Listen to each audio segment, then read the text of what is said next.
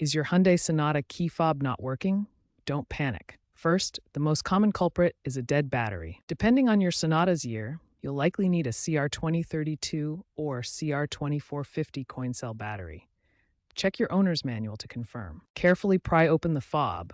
Many have a small slot for a screwdriver, and replace the battery, ensuring the positive side is facing up.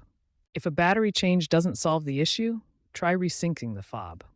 The process varies by model, but typically involves turning the ignition on and off in a specific sequence while pressing buttons on the fob. Consult your owner's manual for the exact steps for your Sonata year.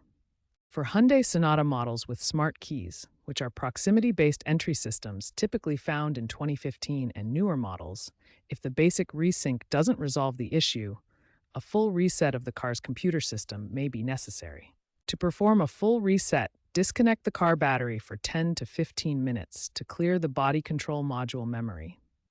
Then reconnect the battery and attempt resyncing the key fob again.